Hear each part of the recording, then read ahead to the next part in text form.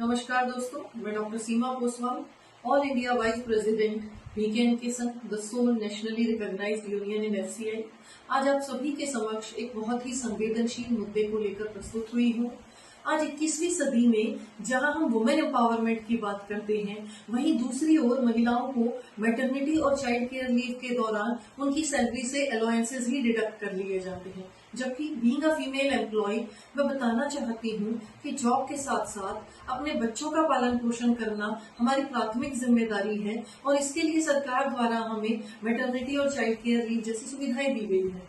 अक्टूबर 2019 में जब FCI management द्वारा वेज रिवीजन सर्कुलर निकाला गया तो उसमें एक क्लॉज 11.8 इंसर्ट किया गया, जिसके अनुसार यदि कोई एम्प्लॉय लॉन्ग लीव जैसे कि maternity leave, child care leave या स्टडी लीव पर जाता है तो वह लीव पीरियड के दौरान अलाउंसेस के लिए एलिजिबल नहीं होगा।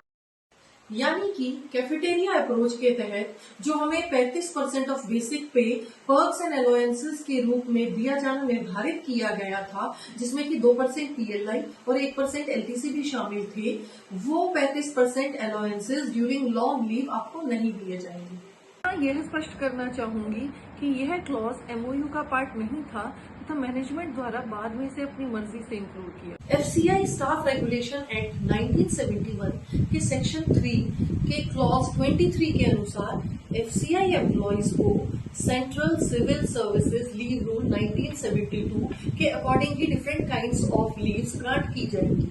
2008 में 6th सेंट्रल पे कमीशन की रिकमेंडेशंस के अनुसार दिसंबर 2008 में एफसीआई ने भी maternity and child care leave related एक सर्कुलर इशू किया, जिसके अकॉर्डिंग वुमेन एम्प्लॉयज को during leave period leave salary जो कि इक्वल टू है द लास्ट पे drawn immediately before proceeding on leave दिया जाएगा।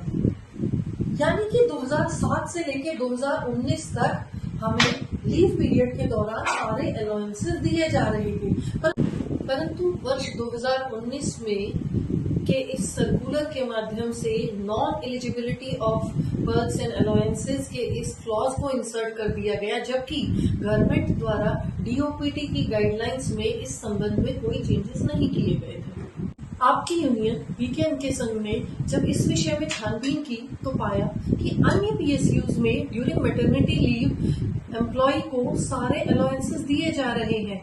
हम एनएचपीसी की पे स्लिप जो कि इस लेटर के साथ अटैच्ड है वो देख सकते हैं। 22 जुलाई 2024 को हमारे जीएस महोदय श्री जहीर अहमद जी ने एफसीआई मैनेजमेंट के सामने ये मांग रखी कि लॉन्ग लीव के दौरान जिस तरह से अन्य पीएसयूज में कर्मचारी को सारे अलाउंसेस दी जा रहे हैं, उसी तरह से एफसीआई में भी maternity leave, child care leave जैसी लॉन्ग लीव के दौरान एम्प्लॉय को सभी अलाउंसेस दिए जाए।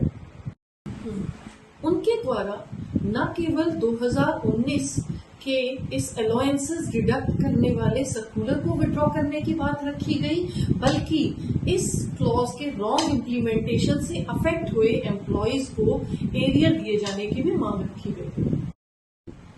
दोस्तों, हम में से बहुत कम साथी इस क्लॉज के बारे में जानते होंगे, परंतु आपकी यूनियन जो सदैव कर्मचारी हित में प्रयत्नशील रहती है, मैनेजमेंट द्वारा कर्मचारी को प्रभावित किए जाने वाली हर एक छोटी से छोटी गतिविधि पर अपनी नजर रखती है। हम लगातार कर्मचारियों से जुड़े हर मुद्दे को प्रशासन के सामने उठाने के लिए कर्तव्यबद्ध हैं। हमारी बीकेएन के संघ की वेबसाइट पर इस तरह के तमाम पत्र हैं जो समय समय पर आपकी यूनियन द्वारा मैनेजमेंट को लिखे गए हैं। संगठन की शक्ति हम कर्मचारी ही है, इसलिए सजग रहे, सशक्त रहे और एकजुट रहे। हमारी मेंबरशिप ड्राइव से भी जुड़ी है। आप सभी के सहयोग से आपको जागृत करने का हमारा प्रयास जारी रहेगा। बीकेएन के संघ का एक ही लक्ष्य, कर्मचारी का सुखद भविष्य। जय संघ, जय संघर्ष। आप सभी साथियों के सहयोग व समर्थन के लिए बहुत बहुत धन्यवाद। आप सभी से मेरा निवेदन है कि इस वीडियो को ज्यादा से ज्यादा संख्या में शेयर कीजिए, लाइक कीजिए और हमारे YouTube channel trade union pulse को सब्सक्राइब कीजिए। धन्यवाद।